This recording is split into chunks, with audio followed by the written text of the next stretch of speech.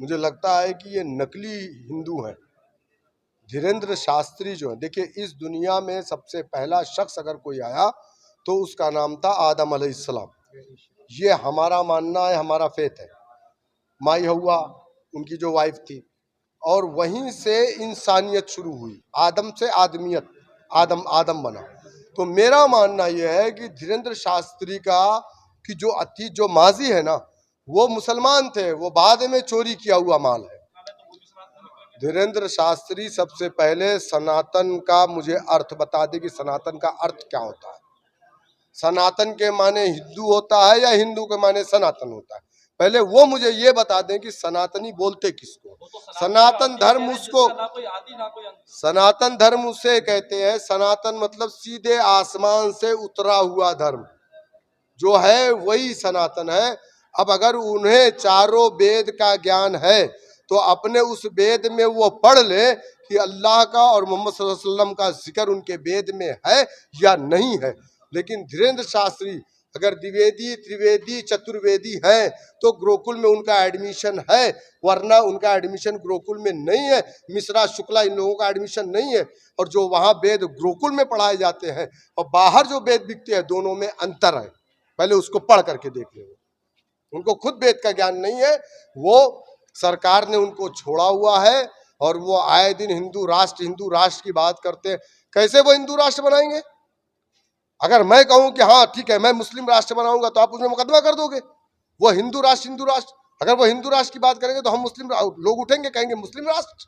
तो ये लोग देश के अंदर लोगों की भावनाओं को भड़का रहे हैं, देश के अंदर अफरा तफरी का माहौल, नफरत पैदा कर रहे हैं। ये देश के लिए बहुत खतरनाक है। ऐसे लोगों को सरकार को चाहिए चुप कराना चाहिए, वरना इनको उठा के जेल की सलाखों में डालना चाहिए। उन्होंने बिल्कुल ठीक कहा है। इसको इतिहास की दृष्टि से देखिए, अभी मदनी साहब का भी बयान आया था कि मुसलमानों के जो सबसे पहले पैगंबर थे वो हिंदुस्तान से थे और वो बाबा आदम थे। तो ये आदम को समझना पड़ेगा, आदम कौन है। हम सभी आदम की संतान हैं। देखिए आदम जो हैं वो मनु महाराज को कहा गया, जैसे इंग्लिश में मनु को मैन कहा गया। जैसे आप पूछेंगे ईसाई लोगों से कि who is your four father, तो वो कहेंगे कि मिस्टर एडम। उनके यहाँ एडम एंड ईव कहा जाता है। इस्लाम में अरब देशों में आदम और हवा कहा जाता है। हमारे यहाँ आदि मनु कहा जाता है। तो जो आदि मनु है, आदि मनु का जब आप केवल अंत का नु हटा देंगे, शॉर्ट फॉर्म लेंगे, तो वो आदम ही आएगा। तो हम जो मनुष्य कहलाते हैं, मनु की संतान होने के नाते, तो पूरे विश्व के लोग, पूरे वर्ल्ड के लोग मनु महाराज की संतान होने के नाते उन्हें चाहे आप आदम कहिए, चाहे एडम कहिए, चाहे आदि मनु कहिए, वो एक है। क्योंकि 200 करोड़ वर्षों से मानव सभ्यता का विस्तार है हमारे शास्त्र के अनुसार। और साइंस ने भी, चूंकि बाइबल में तो लिखा कि दुनिया 6000 साल पुरानी है, लेकिन हमारे शास्त्र तो ये 28वां कलयुग चल रहा है, इसको मानता है। ये 200 करोड़ वर्षों की जो परंपरा है, ये मनु महाराज की पीढ़ियां बढ़ती हुई आई हैं। आज हमने भाई सब जितने भी संप्रदाय बना लिए, मान लो 1400 साल पहले इस्लाम बन गया, 2000 साल पहले क्रिश्चियनिटी बन गई, 3000 साल पहले यहूदी हो गए। तो ऐसे अभी भी नए नए पंथ रोज हो ही रहे हैं, आप देख ही रहे हैं। कोई ब्रह्म समाजी हो रहा है, कोई आर्य समाजी हो रहा है, कोई ब्रह्म कुमारी हो रहा है।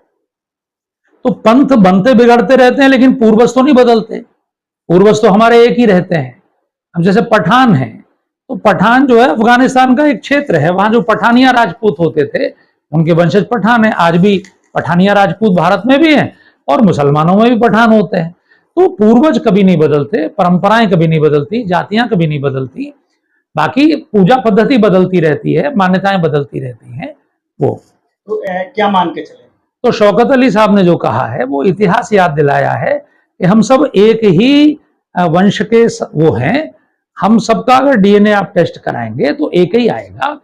भारत के जो जितने भी लोग हैं, भारतीय उपमहाद्वीप में रहने वाले, जो आज 6-7 देश बन चुके हैं, हमारे सबसे पुराने पूर्वज मनु महाराज हैं, जिनकी राजधानी अयोध्या थी।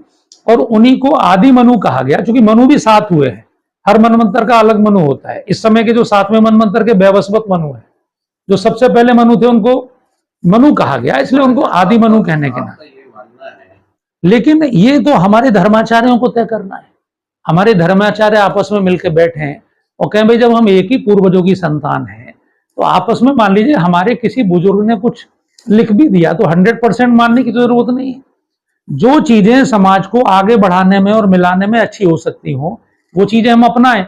मान लीजिए कोई चीज खराब है उसे छोड़ दें। अच्छा, देखिए, सबसे पहले तो मैं यही कहना चाहूंगा कि किसी भी धर्म के प्रति, किसी संत, महात्मा, ब्राह्मण, गुरु के प्रति बोलने का किसी को अधिकार ही नहीं है।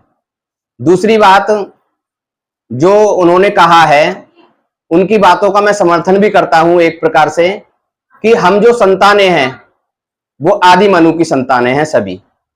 सबसे पहले हमारे यहां पर सनातन धर्म की उत्पत्ति हुई। जैसे मुस्लिम धर्म है उसमें अल्लाह कहते हैं, हिंदी में भगवान कहते हैं, संस्कृत में ईश्वर कहते हैं और अंग्रेजी में गॉड कहते हैं। तो एक गॉड का अर्थ निकलता है जी फॉर जनरेट करता है वो सभी के लिए, ओ फॉर ऑपरेट करता है सभी के लिए और डी फॉर डिस्ट्रॉय कर देता है सभी के लिए। तो सनातन धर्म पहले से था, उसमें किसी को कोई उसके प्रति शंका ही नहीं होनी चाहिए। और हम जो संतानें हैं सभी मनु की संतानें हैं। तो उन्होंने जो बयान किया है उसका मैं समर्थन कहते हुए यही कहना चाहूंगा कि उनका बयान अपनी जगह सही भी है। जब जातियां यहां पर बटी हैं, हम सब लोग यहां पर एक नहीं हुए हैं, अलग अलग धर्मों का प्रचार यहां से हुआ है, ऊपर से तो केवल एक सनातन धर्म ही है। जी, उन्होंने सही कहा है, सनातन धर्म किसी ने नहीं बनाया, स्वयं ऊपर वाले ने उसकी रचना की है और साक्षात ईश्वर की ऊपर से ही रचना है उसकी। इस बात का मैं उनका समर्थन भी करता हूं। जी, उनका बयान सही है, लेकिन सभी का अपना अपना एक दृष्टिकोण है। परिभाषा में थोड़ा भिन्न है, उनकी भिन्नता है, लेकिन जब ये बैठे जाएं, जब धर्म चर्चा हो सभी के गुरुओं की, तब इसकी जो है पूरी व्याख्या होगी।